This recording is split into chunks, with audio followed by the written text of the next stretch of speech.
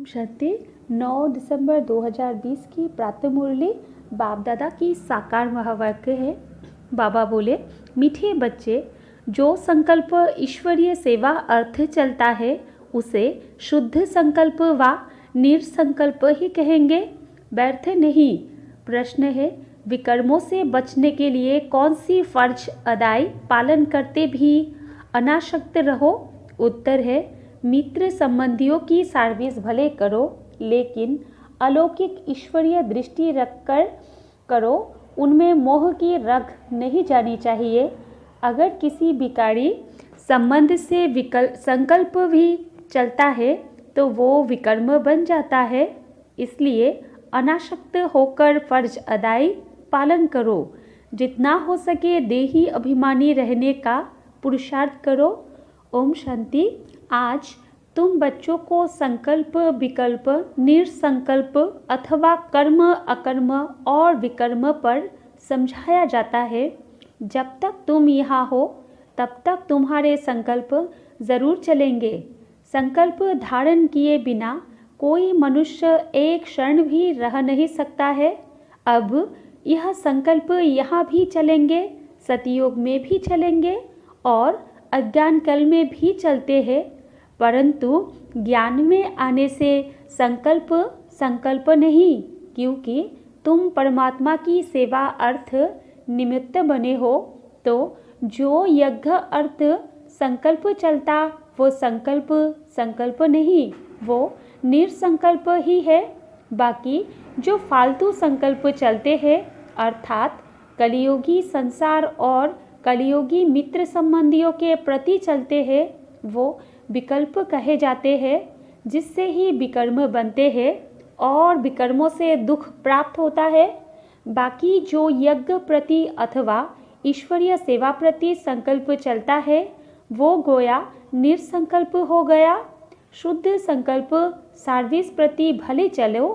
देखो, बाबा यहाँ बैठा है, तुम बच्चों को संभालने अर्थ, उसकी सर्विस करने अर्थ माँ बाप का संकल्प जरूर चलता है, परंतु यह संकल्प नहीं, इससे विकर्म नहीं बनता है। परंतु यदि किसी का विकारी संबंध प्रति संकल्प चलता है तो उनका विकर्म अवश्य ही बनता है। बाबा तुम बच्चों को कहते हैं कि मित्र संबंधियों की सर्विस भले करो, परंतु अलौकिक ईश्वरीय दृष्टि से वो मोह की रग नहीं आनी चाहिए। अनासक्त होकर अपनी फर्ज अदाई पालन करनी है। परंतु जो कोई यहाँ होते हुए कर्म संबंध में होते हुए उनको नहीं काट सकते तो भी उनको परमात्मा को नहीं छोड़ना चाहिए। हाथ पकड़ा होगा तो कुछ ना कुछ पद प्राप्त कर लेंगे। अब यह तो हर एक अपने को जानते हैं कि मेरे में कौन सा विकार है। अगर किसी में एक भी विकार है तो वो देह अभिमानी जरूर ठहरा, जिसमें विकार नहीं वो ठहरा देही अभिमानी। किसी में कोई भी विकार है तो वो सजाएं जरूर खाएंगे, और जो विकारों से रहित है वे सजाओं से मुक्त हो जाएंगे। जैसे देखो, कोई बच्चे हैं जिनमें न काम है, न क्रोध है, न लोभ है, न मोह है, वो सर्विस बहुत अच्छी कर सकते हैं। अब उन्हों की बहुत ज्ञान विज्ञानमय अवस्था है, वो तो तुम सब भी वोट देंगे। अब यह तो जैसे मैं जानता हूँ वैसे तुम बच्चे भी जानते हो। अच्छे को सब अच्छा कहेंगे, जिसमें कुछ खामी होगी उनको सभी वही वोट देंगे। अब यह निश्चय करना, जिनमें कोई विकार है वो सर्विस नहीं कर सकते। जो विकार प्रूफ है वो सर्विस कर औरों को आप समान बना सकेंगे। इसलिए विकारों पर पूर्ण जीत चाहिए, विकल्प पर पूर्ण जीत चाहिए। ईश्वर अर्थ संकल्प को निर्संकल्प रखा जाएगा। वास्तव में निर्संकल्पता उसी को कहा जाता है जो संकल्प चले ही नहीं, दुख सुख से न्यारा हो जाए। वो तो अंत में जब तुम हिसाब किताब चुकत कर चले जाते हो, वहाँ दुख सुख से न्यारी अवस्था में तब कोई संकल्प नहीं चलता। उस समय कर्म अकर्म दोनों से परे अकर्मी अवस्था में रहते हो। यहाँ तुम्हारा संकल्प ज़रूर चलेगा, क्योंकि तुम सारी दुनिया को शुद्ध बनाने अर्थ निमित्त बने हुए हो, तो उसके लिए तुम्हारे शुद्ध संकल्प ज़रूर चलेंगे। सतयुग में शुद्ध संकल्प चलने के कारण संकल्प संकल्प नहीं, कर्म करते भी कर्म बंधन नहीं बनता। समझा? अब कर्म अकर्म और विकर्म की गति तो परमात्मा ही समझा सकता है। वही विकर्मों से छुड़ाने वाला है, जो इस संगम पर तुमको पढ़ा रहे हैं। इसलिए बच्चे अपने ऊपर बहुत ही सावधानी रखो, अपने हिसाब किताब को भी देखते रहो। तुम यहाँ आए हो हिसाब किताब चुप्त करने, ऐसे तो नहीं यहाँ आकर भी हिसाब किताब बनाते जाओ तो सज़ा खानी पड़े। यह गर्भ जेल की सज़ा कोई कम नहीं है। इस कारण बहुत ही पुरुषार्थ करना है। यह मंजिल बहुत भारी है, इसलिए सावधानी से चलना चाहिए। विकल्पों के ऊपर जीत पानी है ज़रूर। अब कितने तक तुमने विकल्पों पर जीत पाई है, कितने तक इस निरसंकल्प अर्थात दुख सुख से न्यारी अवस्था में रहते हो, यह तुम अपने को जानते रहो।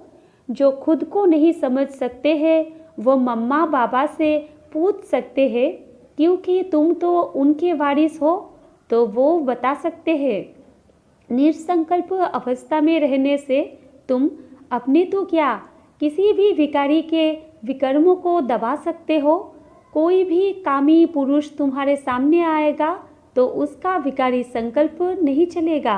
जैसे कोई देवताओं के पास जाता है तो उनके सामने वो शांत हो जाता है, वैसे तुम भी गुप्त रूप में देवताएं हो। तुम्हारे आगे भी किसी का विकारी संकल्प नहीं चल सकता है, परंतु ऐसे बहुत कामी पुरुष हैं जिनका कुछ संकल्प अगर चलेगा तो भी वार नहीं कर सकेगा। अगर तुम योग युक्त होकर खड़े रहेंगे तो देखो बच्चे, तुम यहाँ आए हो परमात्मा को विकारी की आहुति देने, परंतु कोई ने अभी कायदे सिर आहुति नहीं दी है। उन्हों का योग परमपिता से जुटा हुआ नहीं है। सारा दिन बुद्धि योग भटकता रहता है, अर्थात देही अभिमानी नहीं बने हैं। देह अभिमानी होने के कारण किसी के स्वभाव में आ जाते हैं, जिस कारण परमात्मा से प्रीत निभा नहीं सकते हैं। अर्थात परमात्मा अर्थ सर्विस करने के अधिकारी नहीं बन सकते हैं। तो जो परमात्मा से सर्विस ले फिर सर्विस कर रहे हैं, अर्थात पतितों को पावन कर रहे हैं, वही मेरे सच्चे पक्के बच्चे हैं। उन्हें बहुत भारी पद मिलता है। अभी परमात्मा खुद आकर तुम्हारा बाप बना है। उस बाप को साधारण रूप में न जानकर कोई भी प्रकार का संकल्प उत्पन्न करना गोया विनाश को प्राप्त होना। अभी वो समय आएगा जो 108 ज्ञान गंगाएं पूर्ण अवस्था को प्राप्त करेंगी। बाकी जो पढ़े हुए नहीं होंगे वे तो अपनी ही बर्बादी करेंगे। यह निश्चय जानना, जो कोई इस ईश्वरीय यज्ञ में छिपकर काम करता है तो उनको जानी जाननहार बाबा देख लेता है। वो फिर अपने साकार स्वरूप बाबा को टच करता है। सावधानी देने अर्थ तो कोई भी बात छिपानी नहीं चाहिए। भल भूले होती है, परंतु उनको बताने से ही आगे के लिए बच सकते हैं। इसलिए बच्चे सावधान रहना। बच्चों को पहले अपने को समझाना चाहिए कि मैं हूँ कौन, हट या आई। मैं शरीर को नहीं कहते, मैं कहते हैं आत्मा को। मैं आत्मा कहाँ से आया हूँ, किसकी संतान हूँ। आत्मा को जब यह मालूम पड़ जाए कि मैं आत्मा परमपिता परमात्मा की संतान हूँ, तब अपने बाप को याद करने से खुशी आ जाए। बच्चे को खुशी तब आती है जब बाप के ऑक्यूपेशन को जानता है। जब तक छोटा है, बाप के ऑक्यूपेशन को नहीं जानता, तब तक इतनी खुशी नहीं रहती। जैसे बड़ा होता जाता, बाप के ऑक्यूपेशन का पता पड़ता जाता, तो वो नशा, वो खुशी चढ़ती जाती है। तो पहले उनके ऑक्यूपेशन को जानना है कि हमारा बाबा कौन है, वो कहाँ रहता है। अगर कहे आत्मा उसमें मर्ज हो जाएगी, तो आत्मा विनाशी हो गई, तो खुशी किसको आएगी। तुम्हारे पास जो नए जिज्ञासु आते हैं, उनको पूछना चाहिए कि तुम यहाँ क्या पढ़ते हो, इससे क्या स्टेटस मिलती है। उस कॉलेज में तो पढ़ने वाले बताते हैं कि हम डॉक्टर बन रहे हैं, इंजीनियर बन रहे हैं, तो उन पर विश्वास करेंगे ना कि यह बरोबर पढ़ रहे हैं। यहाँ भी स्टूडेंट्स बताते हैं कि यह है दुख की दुनिया, जिसको नर्क, हेल अथवा डेवल वर्ल्ड कहते हैं। उनके अगेंस्ट है हेवन अथवा डीटी वर्ल्ड, जिसको स्वर्ग कहते हैं। यह तो सभी जानते हैं, समझ भी सकते हैं कि यह वो स्वर्ग नहीं है, यह नर्क है अथवा दुख की दुनिया है, पाप आत्माओं की दुनिया है। तब तो उसको पुकारते हैं कि हमको पुण्य की दुनिया में ले चलो। तो यह बच्चे जो पढ़ रहे हैं, वो जानते हैं कि हमको बाबा उस पुण्य की दुनिया में ले चल रहे हैं। तो जो नए स्टूडेंट आते हैं, उनको बच्चों से पूछना चाहिए, बच्चों से पढ़ना चाहिए। वो अपने टीचर का अथवा बाप का ऑक्यूपेशन बता सकते हैं। बाप थोड़े ही अपनी सराहना खुद बैठ करेंगे, टीचर अपनी महिमा खुद सुनाएगा क्या। वो तो स्टूडेंट सुनाएंगे कि यह ऐसा टीचर है। तब कहते हैं स्टूडेंट सोच मास्टर, तुम बच्चे जो इतना कोर्स पढ़कर आए हो, तुम्हारा काम है नए को बैठ समझाना। बाकी टीचर जो बीए एमए पढ़ा रहे हैं, वो बैठ नए स्टूडेंट को एबीसी सिखलाएंगे क्या। कोई स्टूडेंट अच्छे होशियार होते हैं, वो दूसरों को भी पढ़ाते हैं। उसमें माता गुरु तो मशहूर है। यह है ही डीटी धर्म की पहली माता, जिसको जगदम्बा कहते हैं। माता की बहुत महिमा है। बंगाल में काली, दुर्गा, सरस्वती और लक्ष्मी, इन 4 देवियों की बहुत पूजा करते हैं। अब उन 4 का ऑक्यूपेशन तो मालूम होना चाहिए। जैसे लक्ष्मी है तो वो है गॉडेस ऑफ वेल्थ, वो तो यहाँ ही राज्य करके गई है। बाकी काली, दुर्गा आदि, यह तो सब इस पर नाम पड़े हैं। अगर 4 माताएं हैं तो उनके 4 पति भी होने चाहिए। अब लक्ष्मी का तो नारायण पति प्रसिद्ध है, काली का पति कौन है? शंकर। लेकिन शंकर को तो पार्वती का पति बताते हैं। पार्वती कोई काली नहीं है। बहुत है जो काली को पूजते हैं, माता को याद करते हैं, लेकिन पिता का नाम नहीं है। काली का या तो पति होना चाहिए या पिता होना चाहिए, लेकिन यह कोई को पता नहीं है। तुमको समझाना है कि दुनिया यह एक ही है। जो कोई समय दुख की दुनिया अथवा दोजक बन जाती है, वही फिर सतयुग में वहिष्ठ अथवा स्वर्ग बन जाती है। लक्ष्मी नारायण भी इस ही सृष्टि पर सतयुग के समय राज्य करते थे। बाकी सूक्ष्म में तो कोई बैकुंठ है नहीं। जहाँ सूक्ष्म लक्ष्मी नारायण है, उनके चित्र यहाँ ही है, तो ज़रूर यहाँ ही राज्य करके गए हैं। खेल सारा इस कॉर्पोरियल वर्ल्ड में चलता है। हिस्ट्री जियोग्राफी इस कॉर्पोरियल वर्ल्ड की है। सूक्ष्म वतन की कोई हिस्ट्री जियोग्राफी होती नहीं। लेकिन सभी बातों को छोड़ तुमको नए जिज्ञासु को पहले अल्फ सिखलाना है, फिर बे समझाना है। अल्फ है गॉड, वो सुप्रीम सोल है। जब तक यह पूरा समझा नहीं है, तब तक परमपिता के लिए वो लव नहीं जागता, वो खुशी नहीं आती। क्योंकि पहले जब बाप को जाने, तब उनकी ऑक्यूपेशन को भी जानकर खुशी में आवे। तो खुशी है इस पहली बात को समझने में।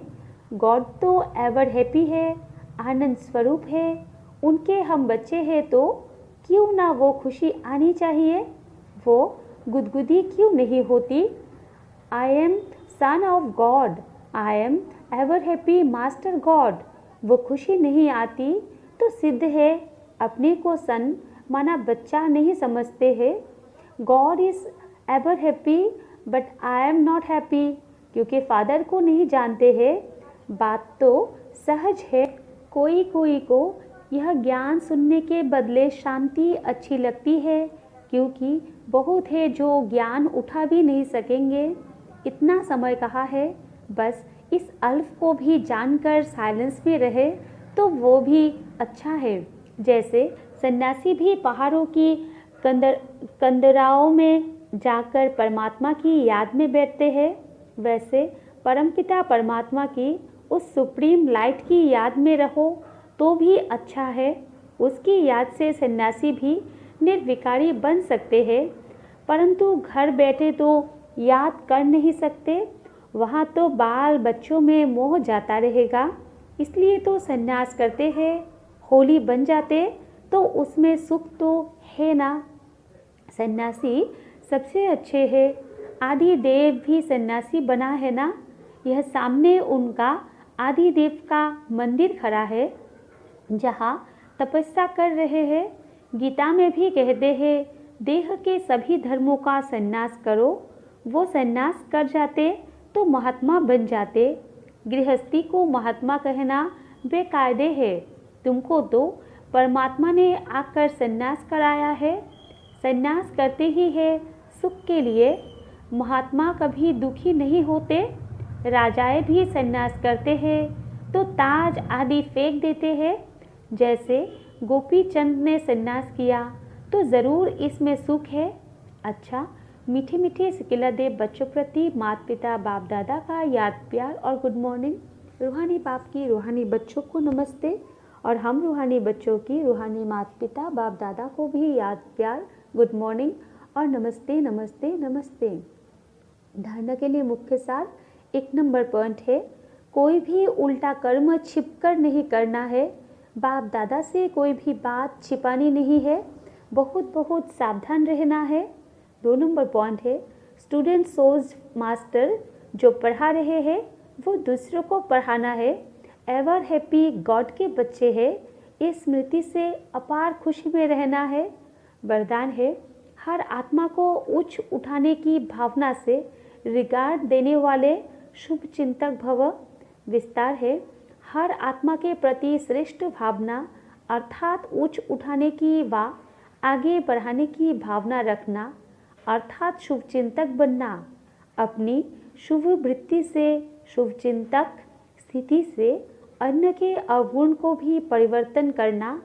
किसी की भी कमजोरी व अवगुण को अपनी कमजोरी समझ वर्णन करने के बजाय व फैलाने के बजाय समाना और परिवर्तन करना, यह है रिगार्ड। बड़ी बात को छोटा बनाना, दिल शिकस्त को शक्तिवान बनाना, उनके संग के रंग में नहीं आना, सदा उन्हें भी उमंग उत्साह में लाना, यह है रिगार्ड। ऐसे रिगार्ड देने वाले ही शुभ चिंतक है। स्लोगन है, त्याग का भाग्य समाप्त करने वाला पुराना स्वभाव संस्कार है, इसलिए इसका भी त्याग करो। अच्छा, ओम शांति।